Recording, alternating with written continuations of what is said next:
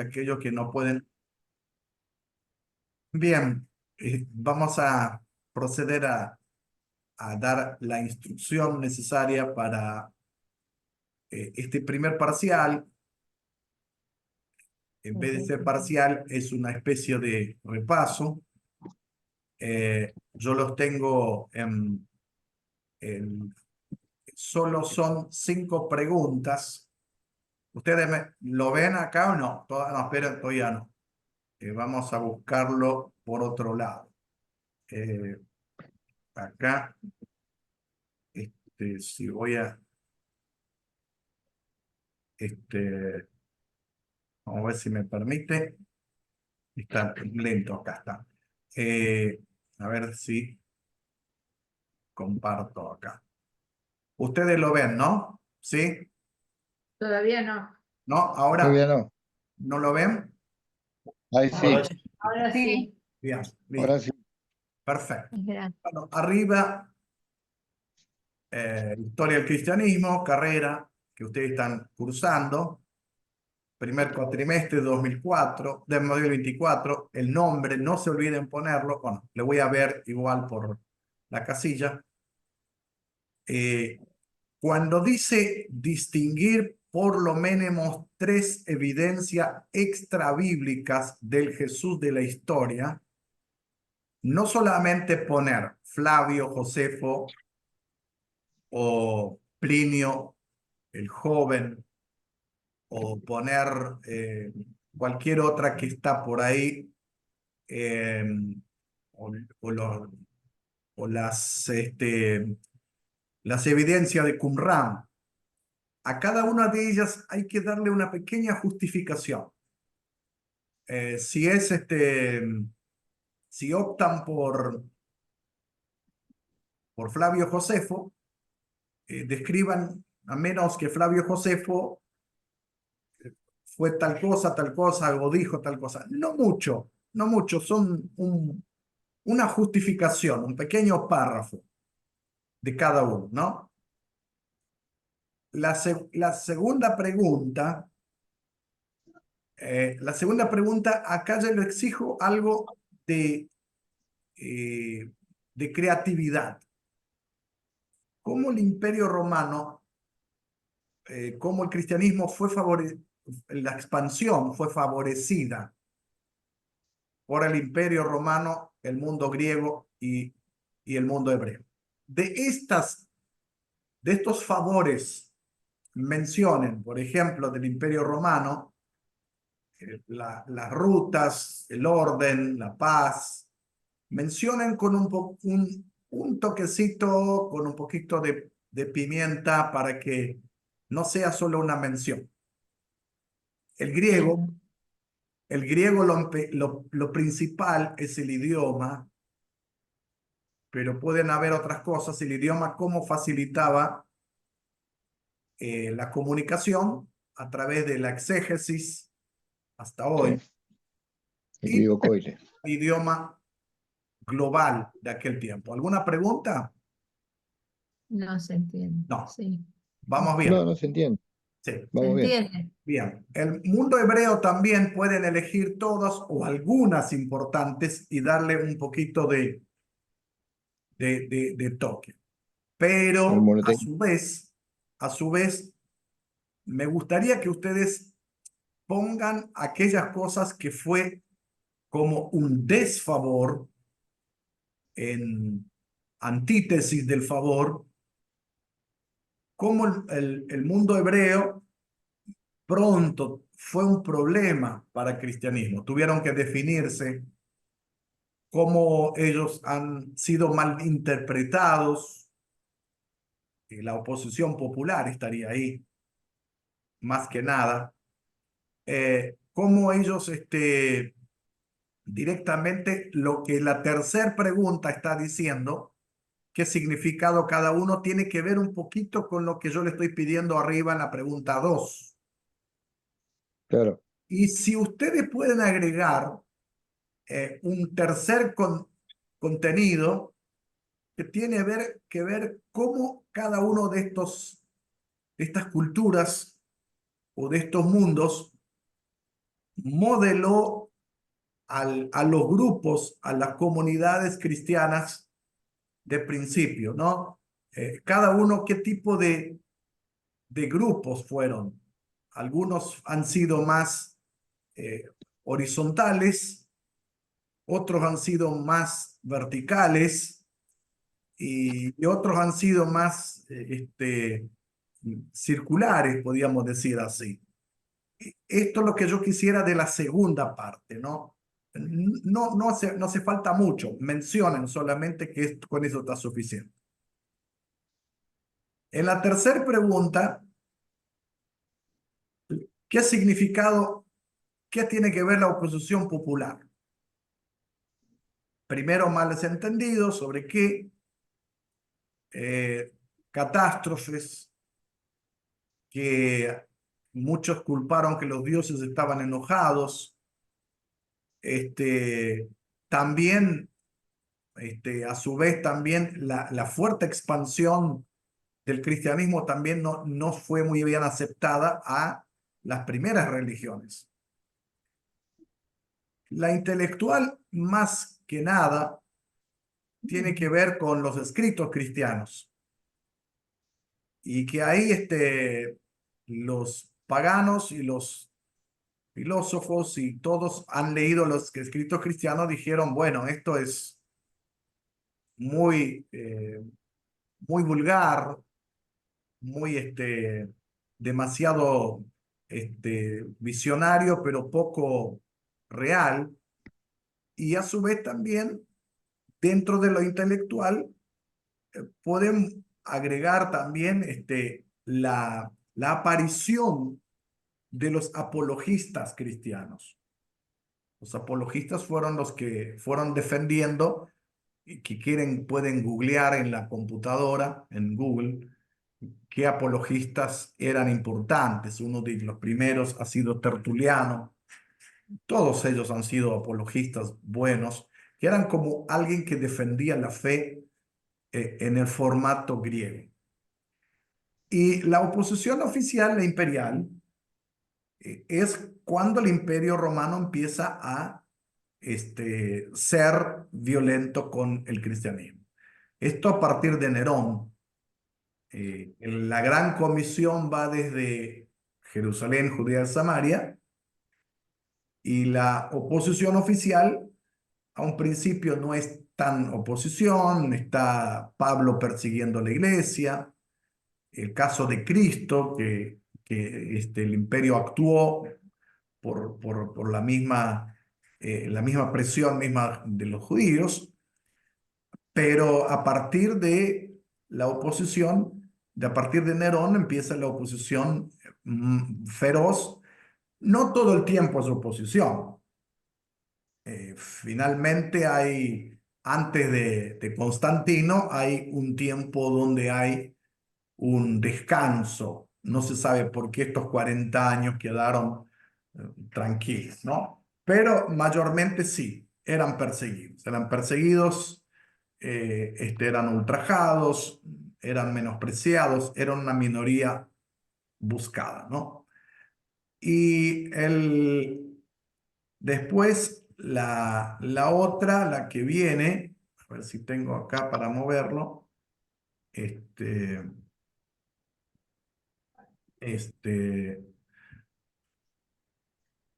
ver si esto me permite. Acá lo voy a... de la cuarta es de todas las prácticas del cristianismo primitivo, ¿cuáles fueron las principales? Bueno, en la actualidad, ¿siguen vigentes en nuestras congregaciones? Bueno, acá pueden agregar algunas cosas, entre ellas, hay muchas prácticas, entre ellas el bautismo, la cena del Señor, la predicación, lo que es la disciplina, que se fueron desvirtuando algunas. Otro caso, la práctica de los bienes, que no en todo lado se practica. Nosotros tenemos, ¿por qué? Por el contexto o algo así. Si quieren agregar esos detalles, pueden ponerlo. Y después, la quinta y la última, ustedes pueden elegir un padre de la iglesia. ¿A quién ustedes, al leer esto o leer, me gustaría que ustedes aprovechen también, puedan traer de otra materia, no padre apostólico? El padre apostólico son todos los apóstoles más el apóstol Pablo. El padre de la iglesia es la otra generación. Son casos que yo les pongo para que ustedes no se equivoquen. Caso Tertuliano, que es el primer filósofo cristiano, convertido por allí por 115, 117. Orígenes de Alejandría, Clemente de Roma, Policarpo, un discípulo de Juan, Ambrosio de Milán, Eusebio de Cesarea, uno de los primeros historiadores, Agustín de Hipona, muy bien recordado como teólogo, ya es tardío, y Jerónimo de Belén también, todo siglo IV ya. Si ustedes eh, eligen uno solo, no es todos, uno solo, si hay algún otro pueden poner. Y describan por qué El cosas, argumento, sí. qué características tenían. Por ejemplo, Crisóstomo yo no le puse acá, pero es el primer predicador elocuente que encuentra en la historia. Crisóstomo de Samos, ¿no? Que es muy, muy interesante. Bueno, cada pregunta vale 2 puntos. Espero que lo hagan bien y, y tienen un 10. ¿Le Ah, parece? bien. ¿Le parece difícil? No, No, muy fácil. no, Es un, es es un, fácil. es un repaso. ¿Y cuál es el puntaje mínimo? No, ustedes aprueban no, con cualquier, pueden aprobar porque es sumativo, pero yo no quiero que este puntaje, si sea 5 o 6, que le robe al final. Me gustaría que acá ustedes tengan una nota alta, 8, 9, 10, así al final mantienen esta nota. No, Entonces, no sabíamos la nota, cuál era. no, se Por aprueba eso se aprueba con 4, con cuál. con 4. No significa 40%, significa, este, significa 60%. Es así, de 8 para arriba es 80%, 8 es 80 y sigue sumando. De 8 para abajo le va comiendo. Es un sistema medio, parece los intereses de hoy, bancarios. Cuanto menos tiene, al que menos tiene, al que tiene más se le dará. Es un modelo así que tiene. Pero bueno, yo creo que ustedes van a sacar toda una nota muy, pero muy buena. Está el celular para que ustedes pregunten cualquier cosa, no se me traben, pueden consultar lo que quieran. Lo único que sí, prefiero que lo hagan individualmente, así sabemos cómo le va a ir, ¿no? El trabajo final, también lo hagan escrito. Si tienen computadora, si escriben a mano, sacan foto y suben en el espacio para subir el examen 2 o evaluación 2. Va a ser espacio para subir la evaluación 1. Así que bueno, y ahí ustedes van a ver la nota individual. La nota, una vez que está corregida, ya ven, el compañero no ve la nota. Así que bueno, están en porcentajes. Está 95, 9,5. El parcial yo los pongo puede ser números partidos, pero al final no. El final, el número no es partido, es número redondo. Si es 9,5, ya ahí hay que, si yo conozco que ustedes están estudiando, hicieron un buen parcial, siempre se aumenta. Y si es un 7,5 más un 8,5, ya yo los busco que sea 8, o cuánto para arriba. Entonces, pero no se preocupen, ustedes son buenos alumnos. Son estudiantes de universidad, así que pastores, confío totalmente en ustedes, ¿sí? Bueno, ahora cortamos las prácticas cristianas no fueron igual que no solamente prácticas, hay que dividir en tres partes. Por un lado prácticas, por otro lado símbolos cristianos. El cristianismo fue un cristianismo simbólico. Y por otro lado, los días de fiesta cristianos. Y acá valga una aclaración. Muchas de esas prácticas, muchos de esos símbolos y muchas de esas fiestas provenían directamente del mundo hebreo, judío. Otras fueron hebreas y judías y se adaptaron al cristianismo. Y una tercera variable eran prácticas que nacen con el cristianismo mismo. Caso que vamos a ver ahora el bautismo. O caso más que nada las fiestas, las festividades, o incluyendo muchos símbolos. La cruz no es un símbolo hebreo. El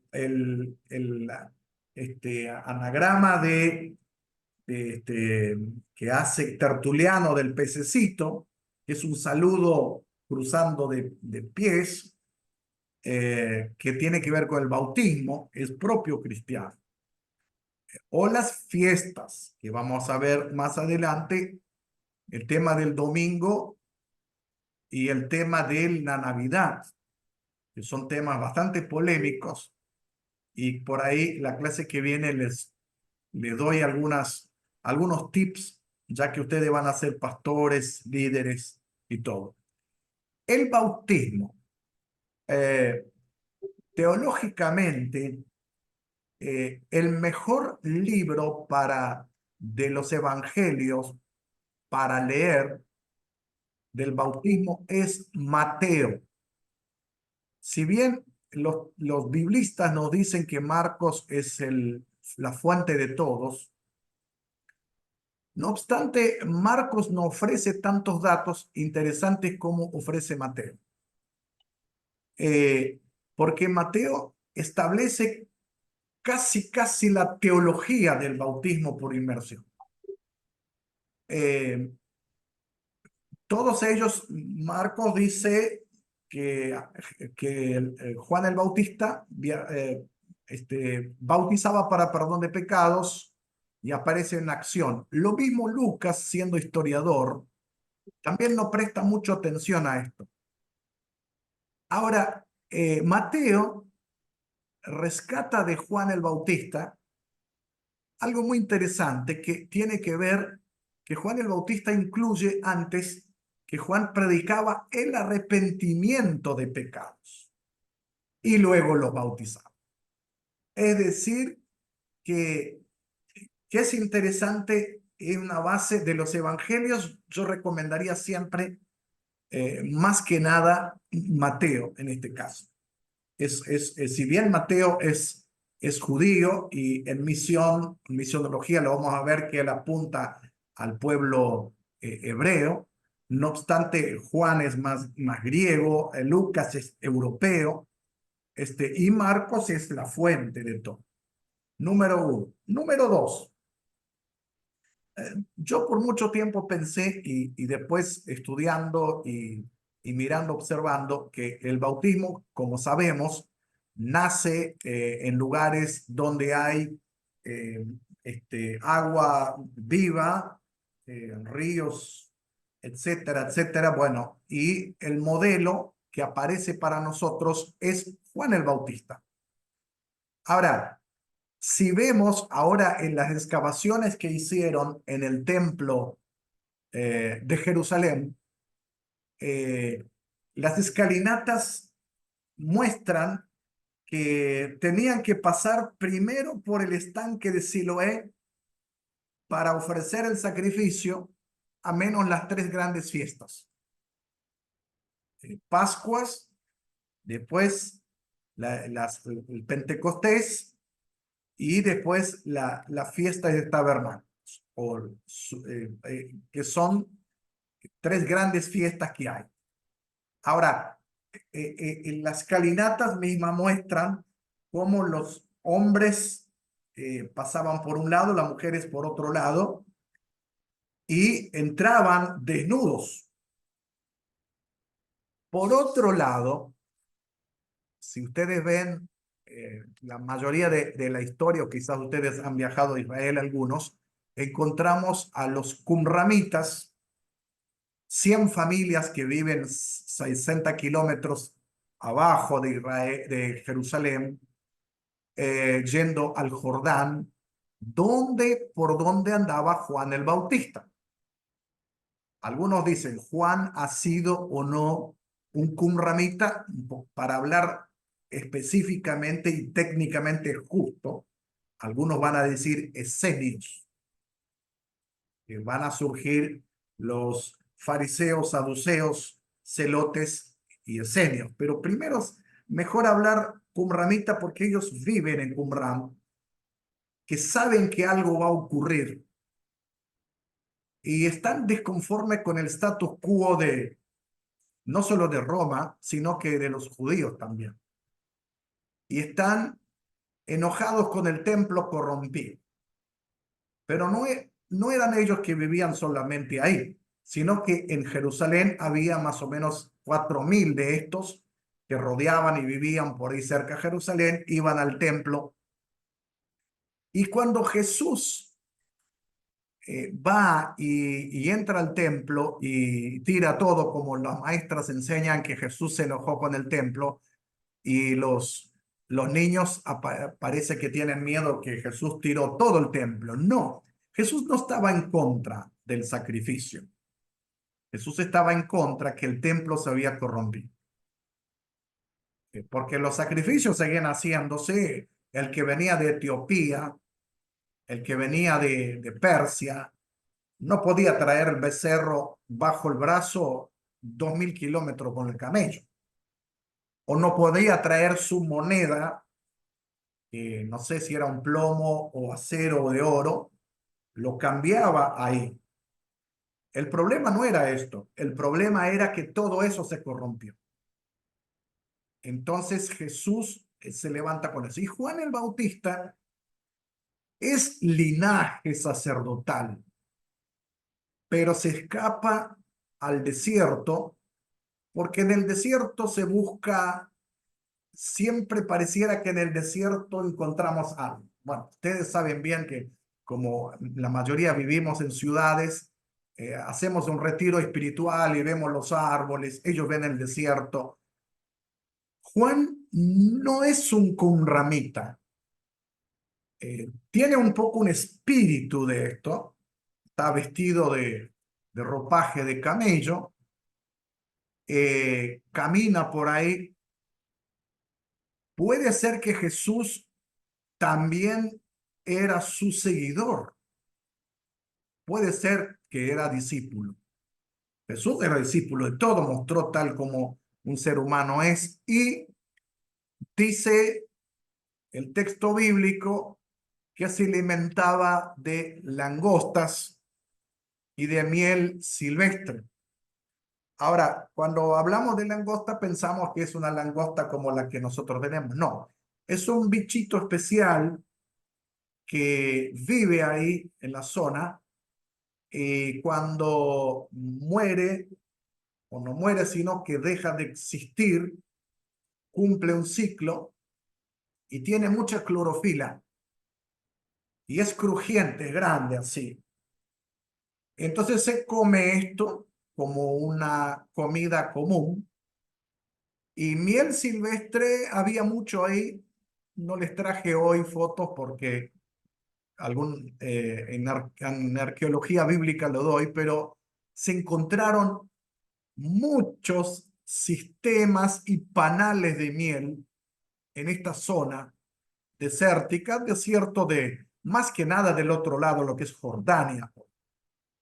Y también podía ser que Juan se dedicaba a comer dátiles, no dátiles de la que hay hoy. Dátiles que hay hoy han traído ya después, más adelante, de Persia, lo que es Irán.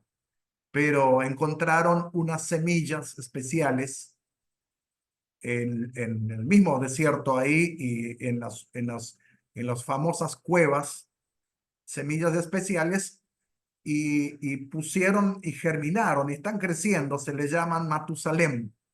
Son parecidos los dátiles, solamente más arbolitos más petizos, macho y hembra, y los arqueólogos dicen que estos predominaban en tiempo de Jesús. Esto es al margen, una nota. Ahora, los qumramitas, hasta ahora están los piletones para entrar y ellos entraban 5 veces al día.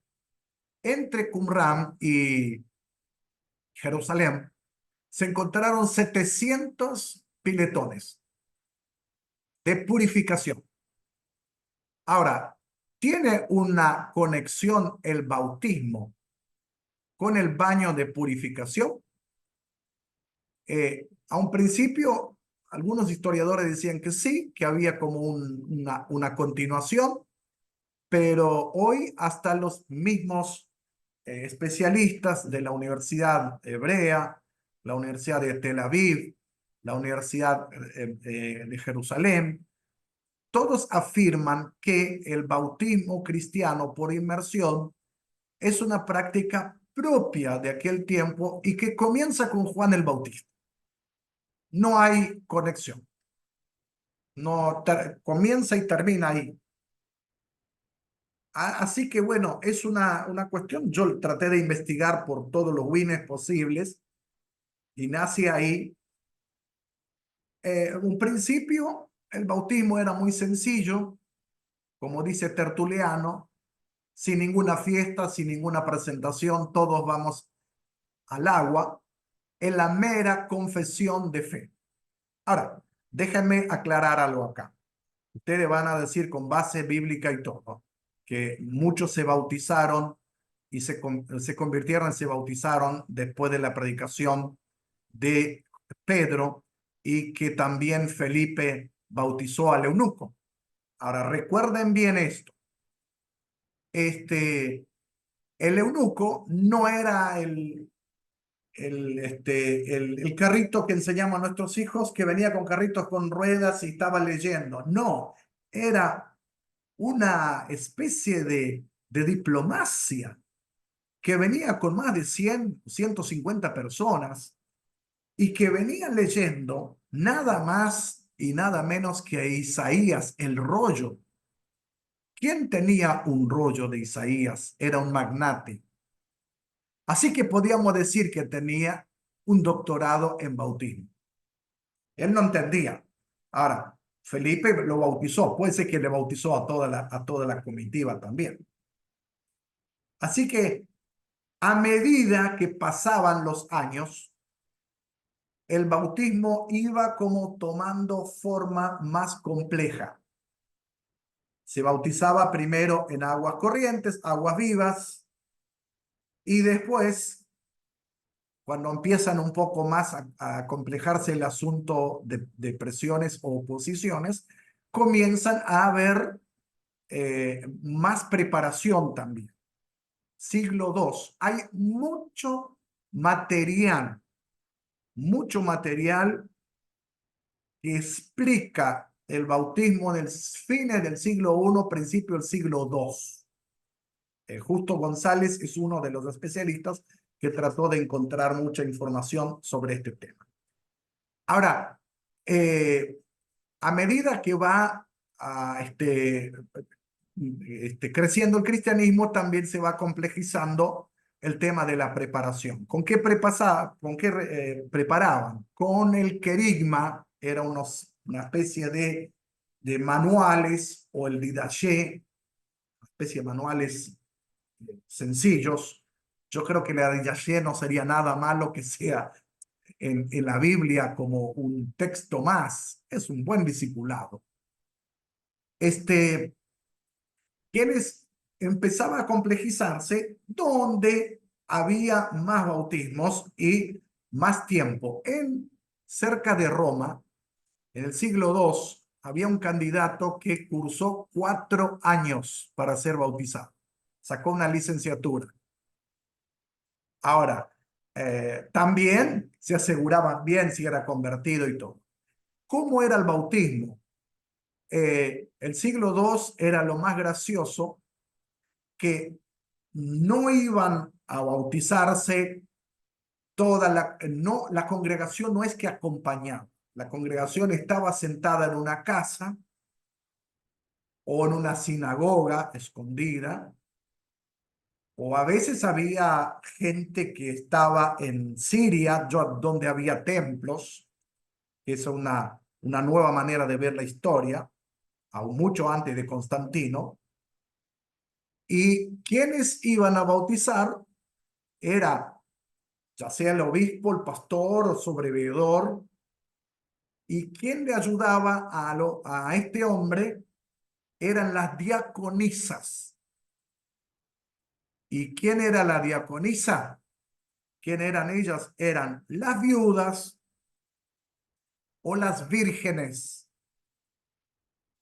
mujeres que no se casaron. Ellos apoyaban a este tipo de trabajo y bautizaban mujeres. ¿Por qué? Esa práctica de sumergirse, esa práctica de purificación, el cristianismo tomó como ese espíritu de radical de dejar la vida anterior.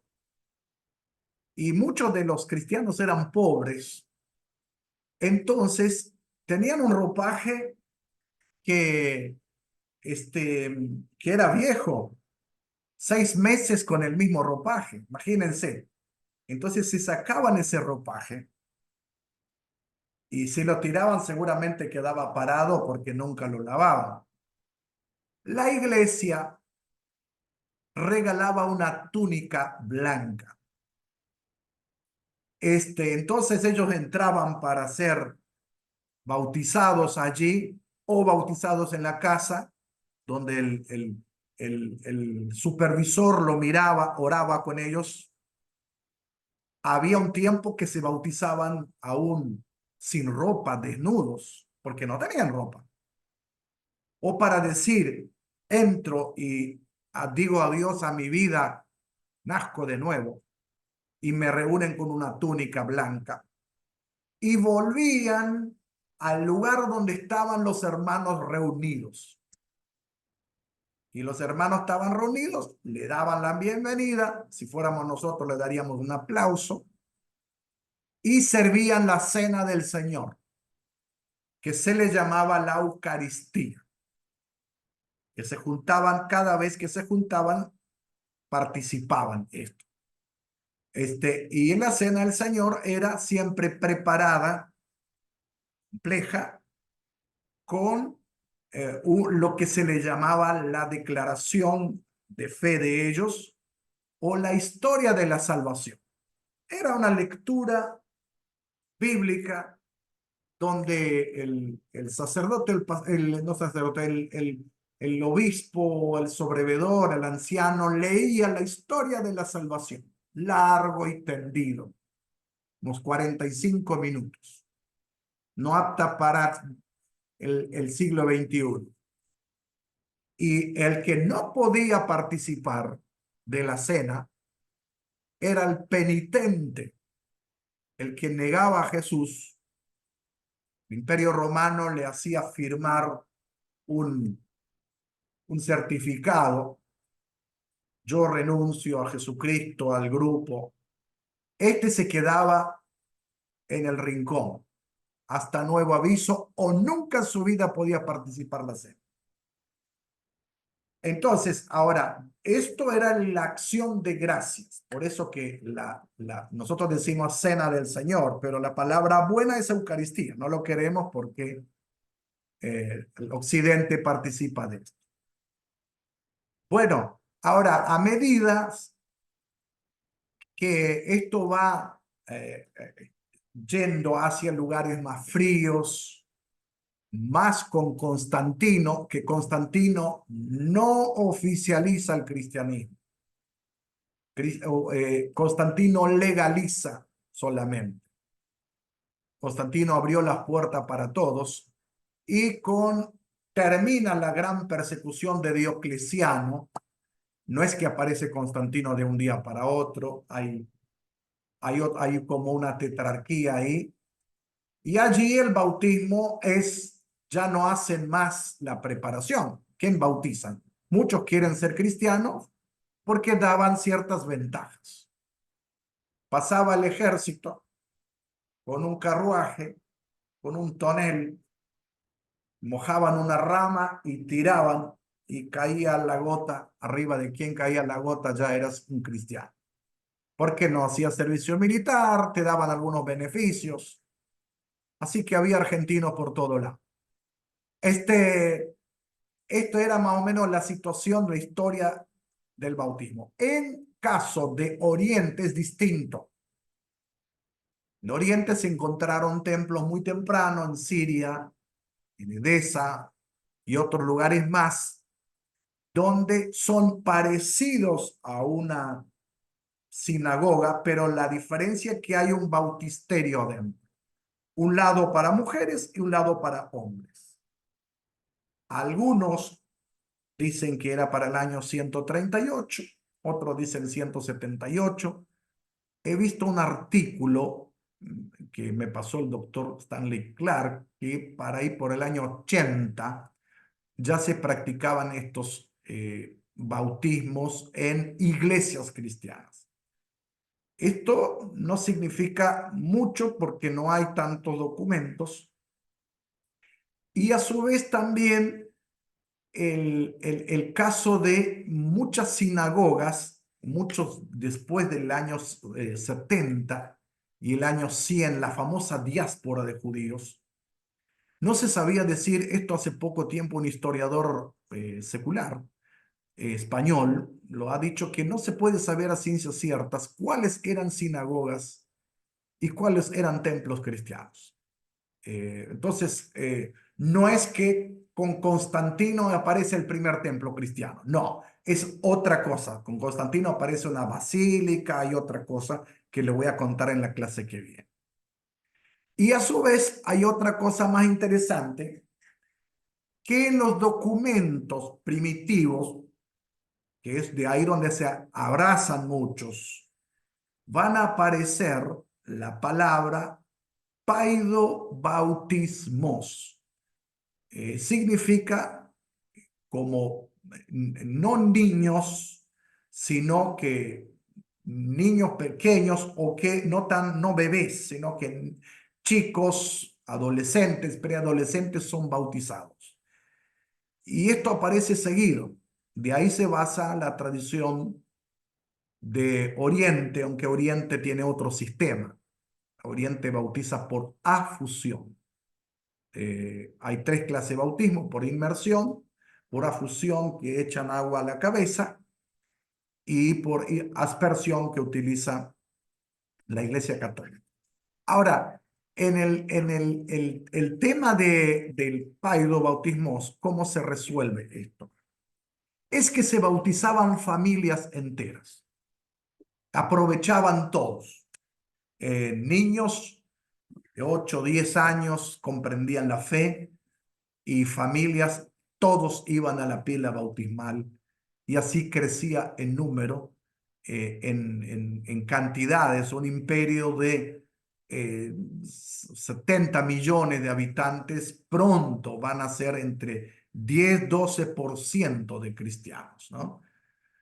Así que bueno, ahora la clase que viene le voy a dar las otras cosas importantes y voy a engancharle con Constantino, y les debo la cena del Señor, que esto es más corto, pero ahí tiene un enganche y el tema de la práctica de bienes. Ya vamos a encontrar si esto tiene o no relación con estos grupos radicales de Qumran, en este caso. Preguntas, si hay.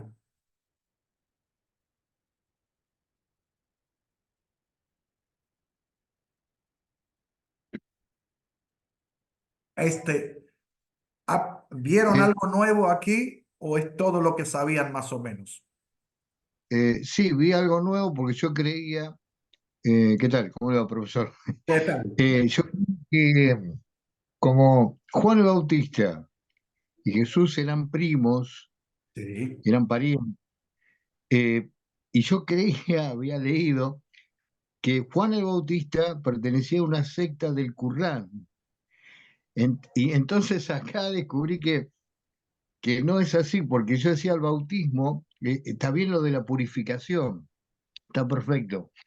Decía que es como esa secta del Qumran se apartaba de los otros judíos porque eran muy ortodoxos ellos y guardaban bajo cuatro llaves, digamos, su creencia y aceptaban la ley, cumplían la ley. Y ahora, bueno, charlando, que le está charlando a usted, se me abrió un poco más la cabeza. Entonces digo, no, no era así, no era así, ¿no? no, no, no. Eh, ¿Tiene alguna conexión espiritual? Y esto como prepara el camino, pero es algo novedoso y especialmente cambia porque no es una purificación, no es una iniciación tipo judía, sino que es una iniciación a partir del arrepentimiento, perdón de claro, pecados, según Mateo, y después viene el bautismo claro. y todo eso concepción. Así que bueno, tienen un flor de mensaje para bautismos ustedes allí. Así que bueno, acá dejo de grabarlo. ¿Le parece bien? Así